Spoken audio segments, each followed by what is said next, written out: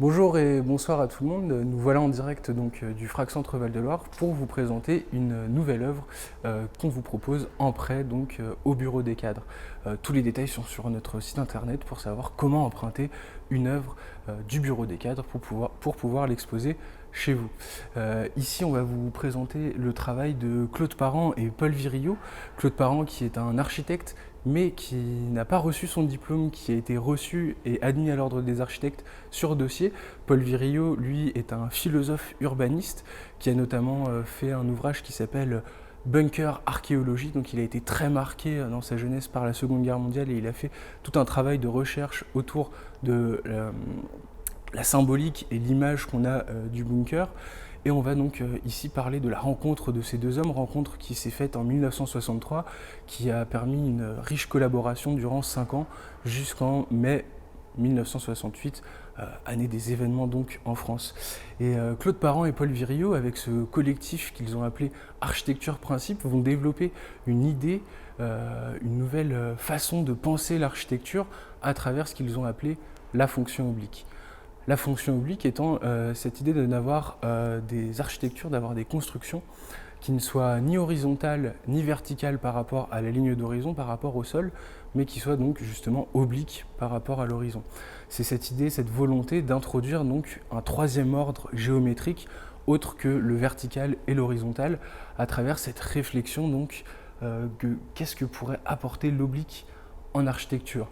Ils ont d'abord pensé l'oblique à travers des constructions de maisons individuelles où finalement on va renverser le cube que fait la maison. On va la présenter sur une seule arête de ce cube, cette maison. Ça va permettre plusieurs choses finalement, cette fonction oblique. Ça va permettre tout d'abord de faire parler le corps lorsque celui-ci va emprunter la fonction oblique.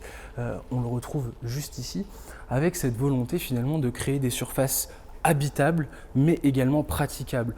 La volonté donc de la fonction oblique, c'est de permettre finalement aux habitations de faire un abri, de penser l'habitation pour un individu, mais également de penser l'habitation non plus comme une frontière infranchissable pour la foule quand on se déplace en ville, mais au contraire comme quelque chose que l'on peut pratiquer, qui soit praticable par le corps, ce qui permet au corps également de s'exprimer. Finalement, il sera plus difficile de grimper, mais il sera plus simple de redescendre.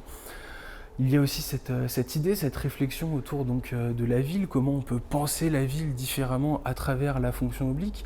On était dans les années 60, on avait cette vision de l'étalage urbain de plus en plus important, les villes prenaient de plus en plus de place pour pouvoir accueillir de plus en plus de personnes, de plus en plus d'habitants. Et donc, c'est cette idée qu'ont eu d'autres architectes, avec notamment Yona Friedman, c'était finalement de penser ce qu'on appelle des mégastructures en architecture, une gigantesque structure qui va permettre d'accueillir toute une ville finalement en se développant sans forcément continuer son emprise au sol et prendre de plus en plus d'importance. Avec cette idée de répondre à la problématique donc, de l'étalement urbain lorsqu'on a une croissance de la ville, mais qui va permettre également de moins artificialiser le sol. C'est une problématique qui existe encore aujourd'hui, donc on est en 2020. En 2018 en France, la loi Elan a été promulguée au mois de novembre, qui a essayé de limiter au maximum justement l'artificialisation des sols par les constructions. Ce qui permet finalement d'éviter cette artificialisation, ça va être de réduire les risques d'inondation. Plus un sol est artificialisé, moins celui-ci va pouvoir absorber l'eau, va également pouvoir de moins en moins absorber le CO2, et on sait que c'est important de pouvoir absorber le CO2. On a également cette idée de permettre à la terre d'avoir une surface agricole importante. On va pouvoir nourrir justement les habitants des villes grâce à cette idée de la mégastructure. Mais on peut faire une critique de la mégastructure. On le retrouve ici avec cette proposition des turbosides, où finalement on découvre que cette idée de la mégastructure, c'est qu'un architecte va concevoir, va penser une ville entièrement lui-même. C'est un propos assez mégalomane finalement, penser une ville qui ne soit pensée, construite, dessinée, conçue par un seul et même architecte.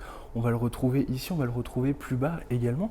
Mais cependant, là, l'idée de Paul Virillo et de Claude Parent à travers la mégastructure qui sera en forme, qui va nous permettre d'avoir l'oblique en termes d'architecture, c'est que finalement, certes, il y a ce côté assez fou qu'on retrouve avec la mégastructure où un architecte impose sa vision de la ville. On va permettre au corps de parler, on va permettre au corps de s'exprimer à travers justement cette fonction oblique.